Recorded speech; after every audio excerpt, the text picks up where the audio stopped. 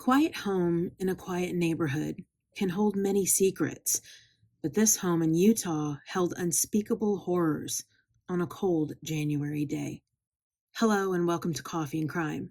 So grab your coffee and let's talk some crime.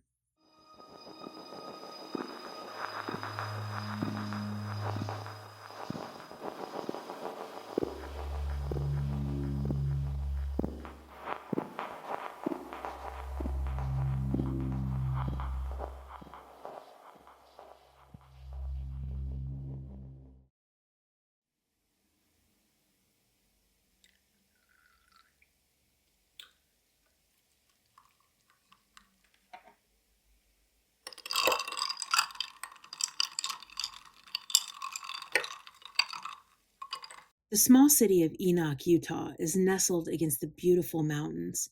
Its quiet country atmosphere and close-knit community is where the Haight family made their home. And on January 4th of 2023, that home and the lives of the Haight family would see a disastrous end. On that fateful day, police were asked to conduct a welfare check. The friend spoke to the operator and expressed concern about Tasha's safety due to the fact that Tasha's husband, Michael, had been refusing to move out of the family's home.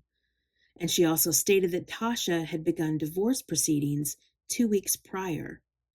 The Haight family home was located at 4900 North Albert Drive. At around 4 p.m., the police arrived to the home. Knocking on the family's front door, the police received no answer. Eventually, they would make entry into the home with weapons drawn and yelling out to make their presence known. What the officers discovered was something that would haunt the city of Enoch for years to come. They discovered 40-year-old Tasha Haight, the wife and mother, 78-year-old Gail Earl, Tasha's mother, 17-year-old Macy Haight, the eldest daughter, 12-year-old Briley Haight, 7-year-old twin brother and sister Ammon and Sienna, and 4-year-old Gavin Haight, the youngest son. Then they found 42-year-old Michael Haight, the husband and father. All had been shot with .40 caliber Smith & Wesson bullets from a Springfield XDM gun. What happened in that home? What led up to the horrific murders of an entire family? It would soon be revealed that the murderer wasn't a stranger. It wasn't a robbery gone wrong. It wasn't a kidnapping gone wrong. The murderer was the father and husband, Michael Haight. He had fatally shot everyone in his family, then turned the gun on himself. But why? Stepping back from this and trying to see the whole picture, it still is so unbelievable that a human being could do this to their own family. In the days and weeks leading up to the murders, Michael would begin to record several conversations he had with his wife, hiding his phone while they discussed the tension in the home when he was there and how Tasha would have to get the courts involved if he refused to move out of the family home. Michael Haight was, by all accounts to neighbors, friends, and coworkers, a good husband and father.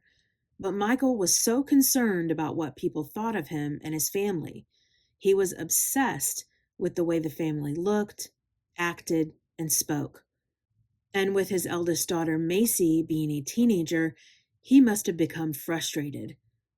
So frustrated that he put his hands on his own daughter. Court documents revealed that on August 27, 2020, officers were called to the home. Macy claimed that her father was abusive physically and emotionally. Michael denied everything, and unfortunately, Tasha did not think criminal charges were appropriate. But she did say she hoped this would be a wake-up call for her husband. This led to the file being dismissed on insufficient evidence of abuse. Department of Children and Family Services were called 2 more times. The last time DCFS was called was just 28 days before the horrific murders. And DCFS had planned to follow up with Tasha. However, the follow-up was scheduled 1 day after the police found their bodies. So we go back to the question, why?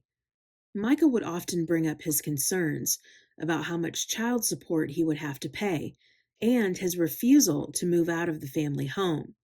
In his mind, he was losing control of the image he wanted to portray to the outside world.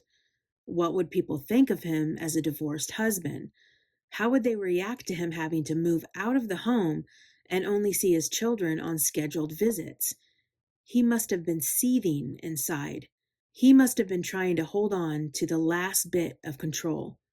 All of us can speculate why this happened, but we will never truly know why a husband and father would go room to room in the home he once was so proud of and shoot his wife Tasha, who was everyone's friend, shoot his mother-in-law Gail, who cherished her family, shoot Macy, who was a blessing to so many people, shoot Riley, who was a bookworm at heart, shoot Sienna, whose bright blue eyes would pierce your soul when she looked at you, shoot Sienna's twin brother Eamon, who loved Legos, his friends, and his family, and shoot Gavin, who loved to give football tackling hugs. It was supposed to be a new year with new beginnings, but the new year began with 7 hearses all lined up as the funeral for Tasha, Gail, Macy, Riley, Ammon, Sienna, and Gavin was held. 7. 7 caskets with purple and white flowers draped over each of them. The family was buried in Laverton City Cemetery on January 13th. Michael Haight was not mentioned, and his funeral service was held privately. An obituary was released praising Michael as a loving father, which sparked outrage, and soon after it was removed. The former Haight family home still sits on the quiet block of North Albert Drive. A new family now lives there. But does that house still have echoes of the Haight family? Tasha had been so proud to finally have the courage to stand up to her husband, and the children were looking forward to finally having some peace at home. In one of the last recordings, Tasha says, "I will have freedom now." But that peace would never come in this life. I hope they have peace and freedom now. Thank you for watching Coffee and Crime. Join me every Tuesday as I delve into the darker part of our society with another episode of Coffee and Crime. I'll see you next time.